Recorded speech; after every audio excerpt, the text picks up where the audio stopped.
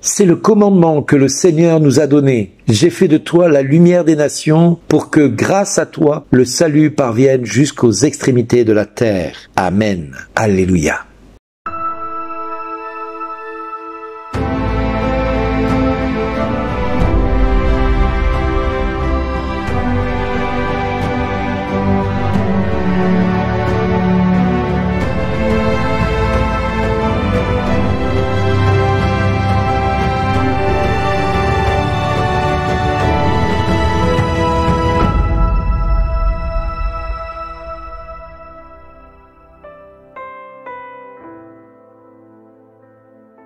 Bonjour les amis, amen, amen, je vous le dis, celui qui croit en moi fera les œuvres que je fais, il en fera même de plus grandes parce que je vais vers le Père. Et tout ce que vous demanderez en mon nom, je le ferai, afin que le Père soit glorifié dans le Fils. Quand vous me demanderez quelque chose en mon nom, moi, je le ferai.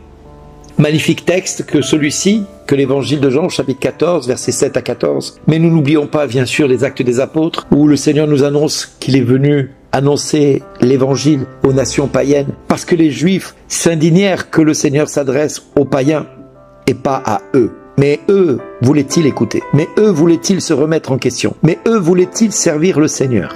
La question, elle est là. Il s'agit bien de comprendre pourquoi la parole de Dieu est annoncée aux nations païennes. Parce que essayer de faire apprécier un mets succulent à quelqu'un qui a mangé l'équivalent de 5 repas en une seule fois. Vous lui apportez le plus succulent des plats. Il a mangé 5 repas juste avant.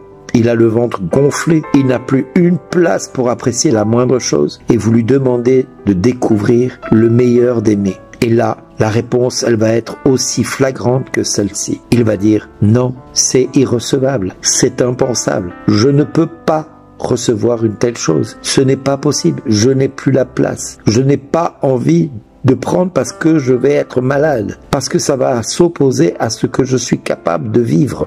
Effectivement, quand nous avons le ventre repu, nous n'avons pas la capacité à recevoir autre chose.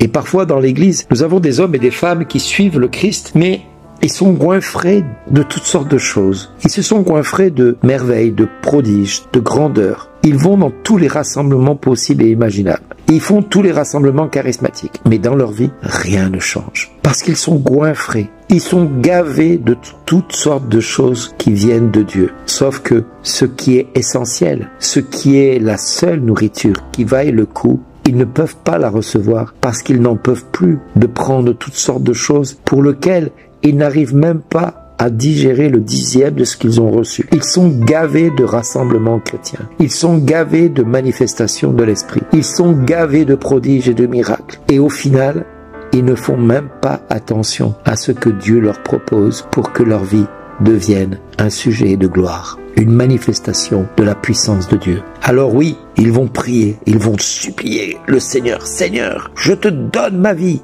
Seigneur, je te donne mon cœur. Seigneur, je te donne ceci. Mais dès qu'ils sortent du lieu où ils étaient, ils ont vite oublié les paroles qu'ils ont dites. Ils sont repartis dans le monde et ont fait simplement table rase de tout ce qu'ils ont entendu. Parce que c'était pas ça le plus important. C'était d'avoir vécu un temps fort, un temps merveilleux, un temps avec la présence du Saint-Esprit. Alors vous avez des personnes qui vont aller, je vous dis, de rassemblement en rassemblement, mais qui vont rien changer de leur quotidien. Ils ont leur frère, leur sœur à côté qui a besoin, lui peut-être, de faire un voyage lors d'une retraite, d'un rassemblement chrétien pour que sa vie change, mais il n'a pas les moyens d'y aller.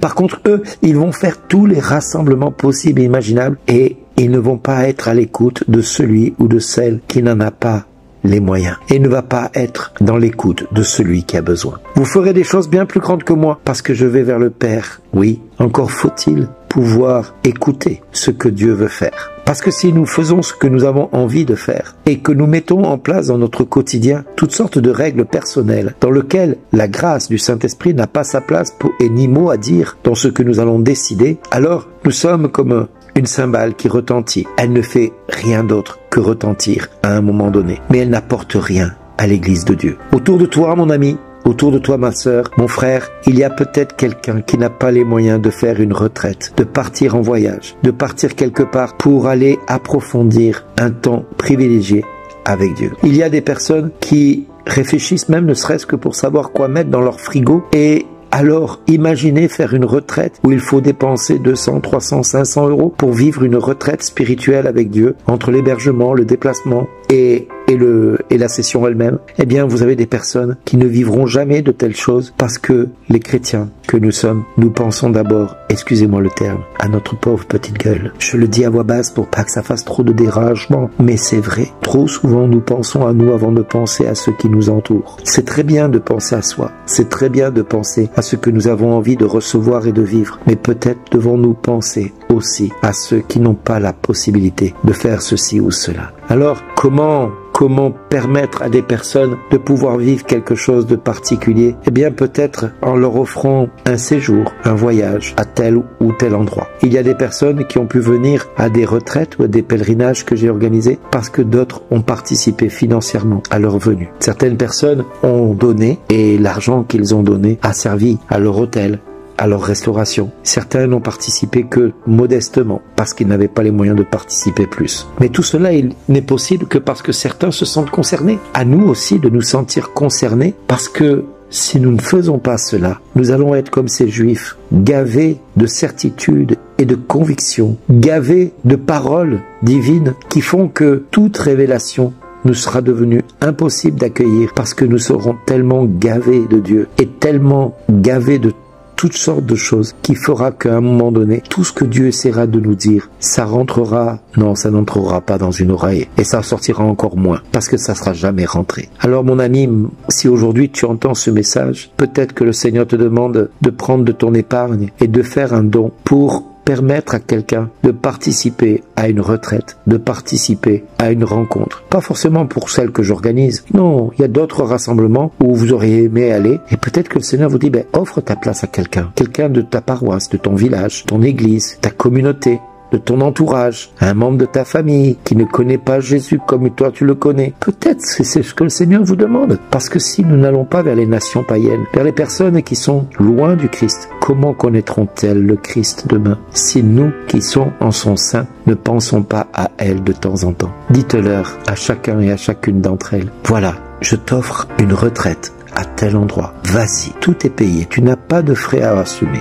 Je t'ai pris ton billet de train, je t'ai pris ton hôtel, ta restauration, tu as juste à y aller. Ils t'attendent, c'est pour toi. Vous pouvez faire ça, ou vous pouvez faire un don auprès d'une association ou d'une œuvre qui va permettre à celle-ci d'accueillir lors d'une retraite, un rassemblement chrétien, celui-ci ou celle-ci que vous allez nous recommander. Et Dieu fera le reste. Il y a des personnes qui sont en couple et qui n'ont pas vécu de retraite pour couple depuis des années, qui ne savent même pas que Dieu peut faire quelque chose de nouveau dans leur amour et qui essaient d'affronter le quotidien de manière tellement difficile. Il y a des personnes qui sont seules et qui ne rencontreront jamais l'amour parce qu'ils n'ont pas les moyens d'aller faire des retraites pour célibataires. Voilà, je vous en donne des exemples pour lesquels nous pouvons aller par les nations annoncer la bonne nouvelle. Annoncer la bonne nouvelle, c'est aussi pourvoir à celle-ci de maintes manières. Sentez-vous libre de faire comme vous l'entendez et sentez-vous libre d'y répondre ou pas. Mais à chacun de vous et à tous ceux que vous inviterez, à tous ceux que vous proposerez de faire ceci ou cela, n'oubliez pas de leur dire